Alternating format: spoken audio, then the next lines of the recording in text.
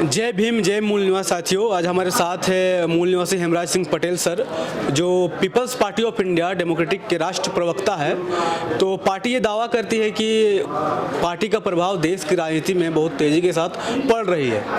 तो बीते दिनों बिहार विधानसभा चुनाव हुआ, तो पार्टी जिस तरह की उम्मीदें थी पार्टी के कार्यकर्ताओं की और जिस तरह के दावे थे उस तरह से प्रदर्शन नहीं कर पाए। तो आज हम विभिन्न मुद्दों पर बात करेंगे, साथ ही ये भी हम बात करेंगे कि देश की राजनीति में क्या चुनौतियां हैं फुले अम्बेडकरी विचारधारा वाले राजनीतिक पार्टियों के लिए, और साथ ही ये भी हम बात करेंगे कि किस तरह से बहुसंख्यक आबादी आज भी शोषित है और अल्पसंख्यक वर्ग जो है, या यूँ कहें कि चंद जातियों के लोग देश के शासन प्रशासन में काबिज है।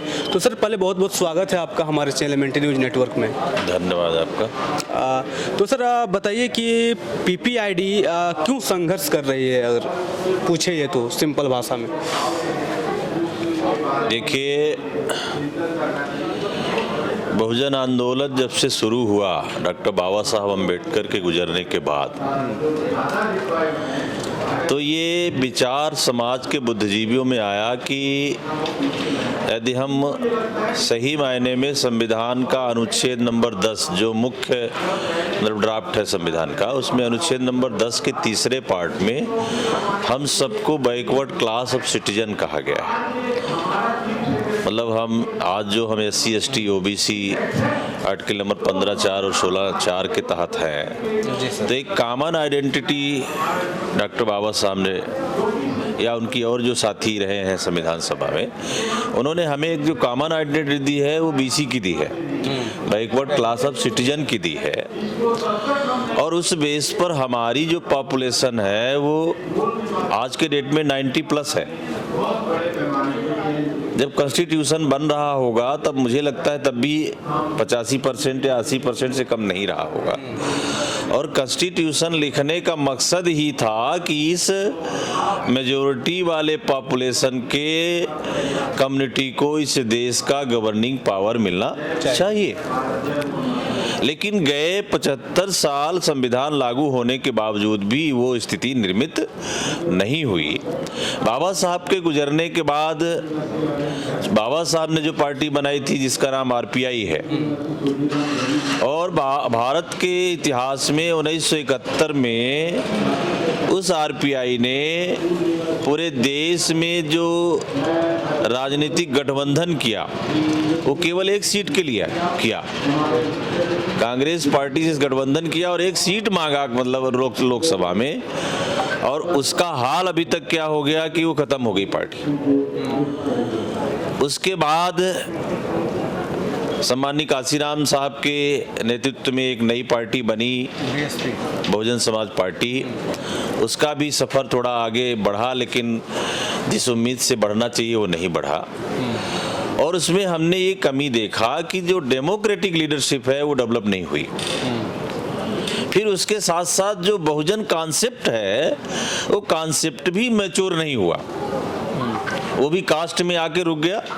कास्ट से और नीचे आ जाइए तो फिर वो पर्सन में आके रुक गया। और उसी के तहत फिर मूल निवासी बहुजन समाज में बहुत सारी पार्टियां बनी, चाहे आप RJD का ले लीजिए, सपा का ले लीजिए, JDU, बहुत सारी पार्टियां बनी मूल निवासी समाज के नेताओं के उसमें, लेकिन वो भी व्यक्ति, परिवार और जाति पर सीमित रही।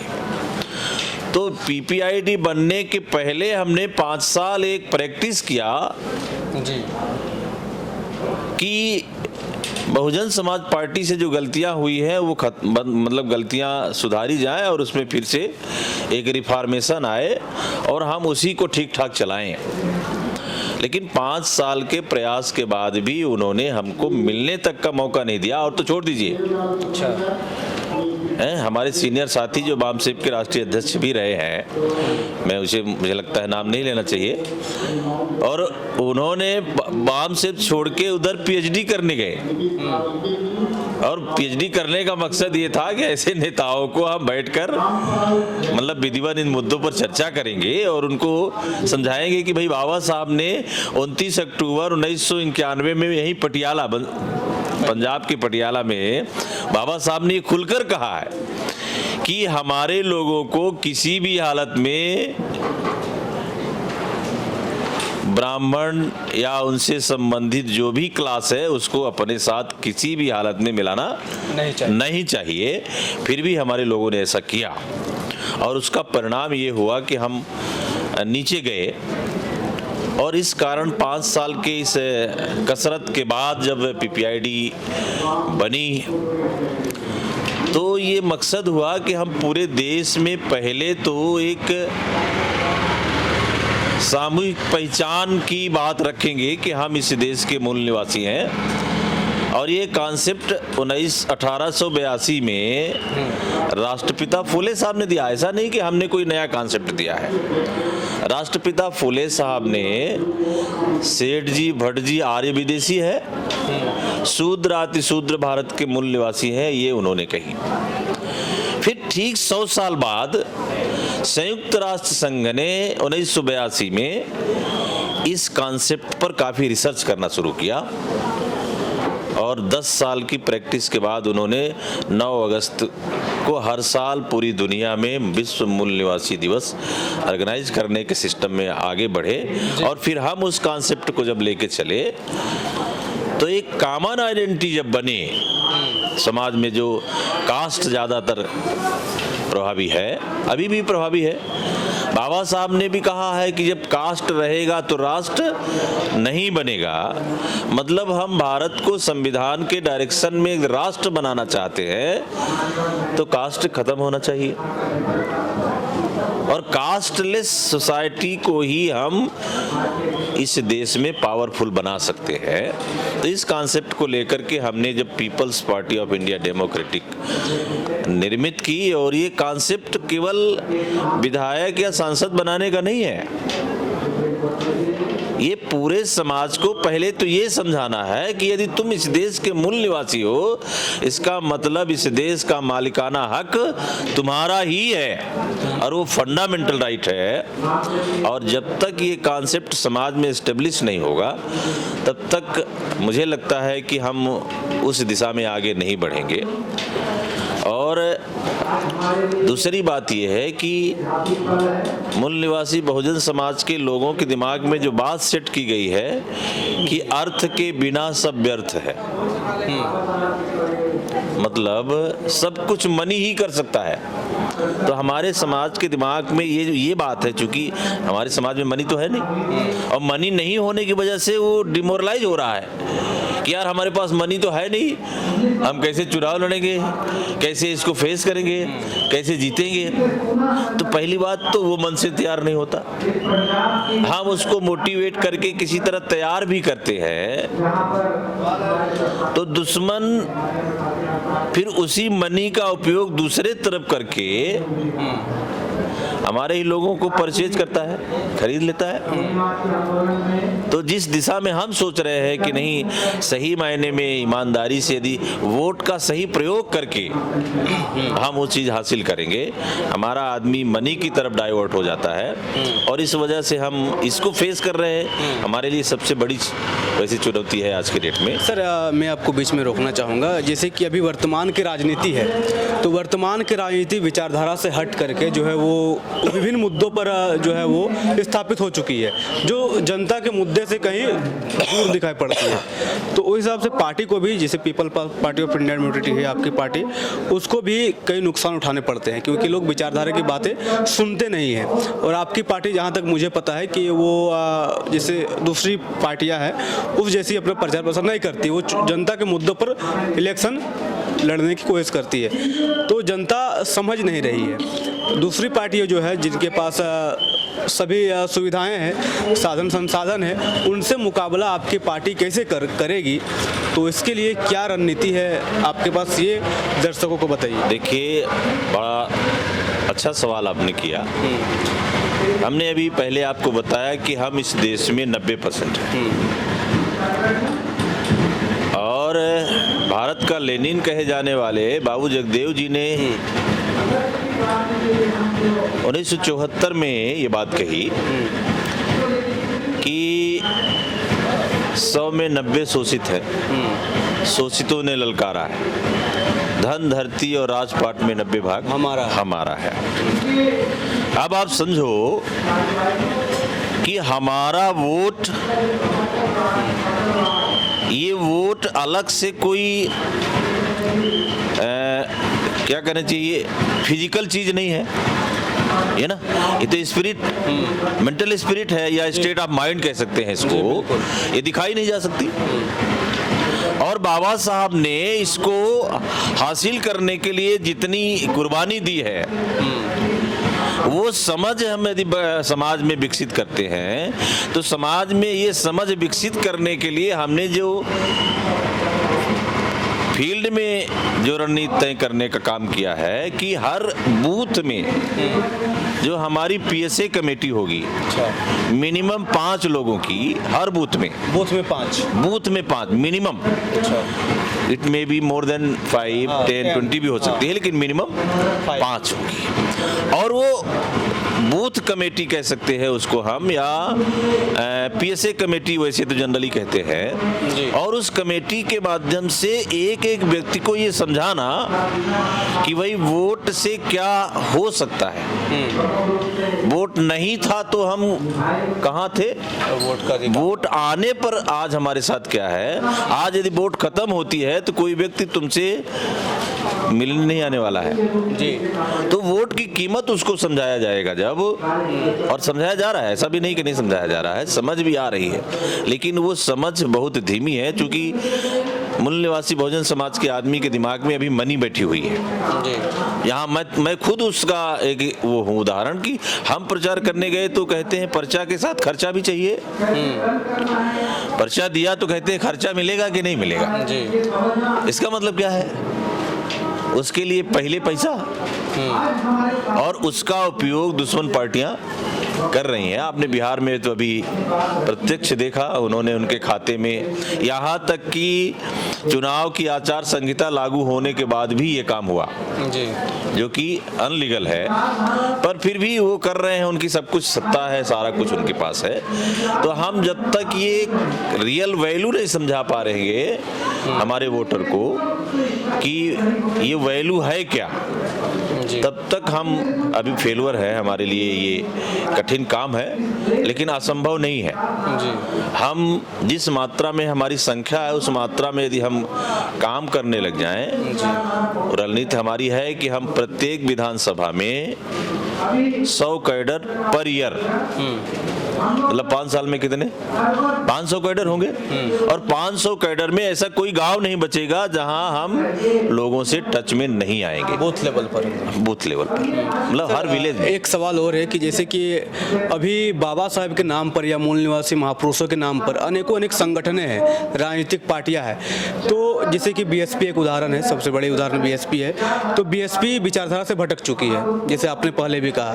तो लोग कैसे उम्मीद करें कि पीपीआईडी बाकी पार्टियों से अलग है? देखिए, वैसे तो हर आदमी पर सवाल उठता है।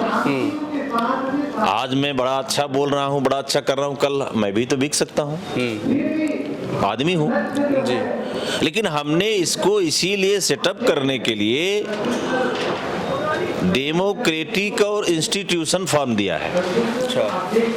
डेमो मतलब लोकतांत्रिक और संस्थागत फॉर्मेट में कोई व्यक्ति अकेला निर्णय नहीं लेता जी। निर्णय कलेक्टिव होता है, और जब कलेक्टिव निर्णय होता है तो कोई व्यक्ति स्वयं में सुप्रीमो नहीं हो सकता, और जब सुप्रीमो नहीं होगा तो ना वो बेच सकता है और ना बिक सकता है जी। क्योंकि इसमें व्यक्ति महत्वपूर्ण नहीं है, संगठन महत्वपूर्ण है, और व्यक्ति बड़ा नहीं होता, संगठन बड़ा होता है। तो उस फॉर्मेट को हमने सेटअप कर लिया। अब ये जरूर है कि समाज अभी हमें शंका की नजर से देख रहा है।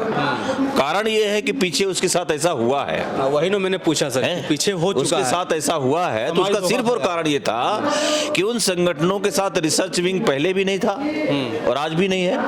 वो वन मैन लीडरशिप बन के रह गए, और वन मैन लीडरशिप होने की वजह से कोई बुद्धिजीवी वर्ग उनके साथ नहीं रहा। हमारे बैकग्राउंड में हमारे साथ बहुत बड़ा इंटेलेक्चुअल क्लास है, जो देश की हर परिस्थितियों का ऑब्जर्व करती रहती है और हमें गाइड करती रहती है कि भाई कौन सी रणनीति की जरूरत है और आगे हमको कैसा कदम उठाना है, कौन कौन से इशू को लेकर फील्ड में जाना है और फील्ड से जो इनपुट आ रहा है उसको आप कैसे रिप्लाई करोगे।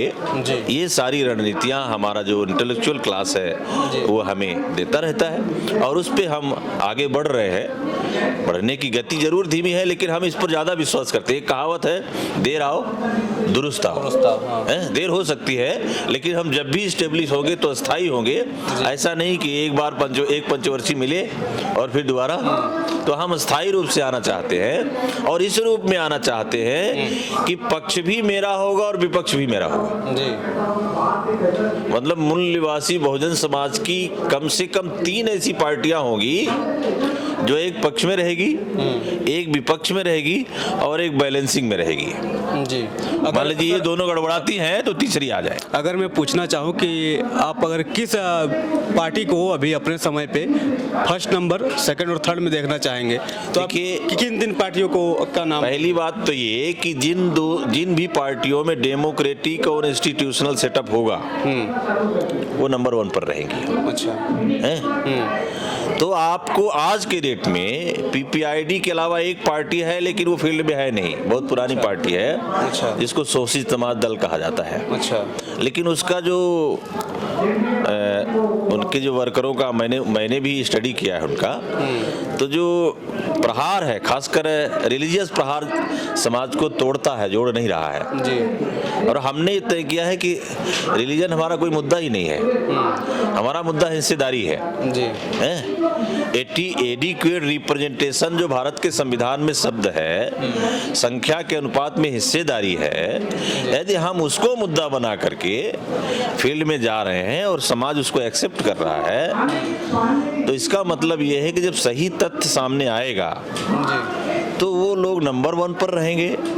जो थोड़ा सा कम डेमोक्रेटिक होंगे वो सेकंड थर्ड पे रहेंगे जी।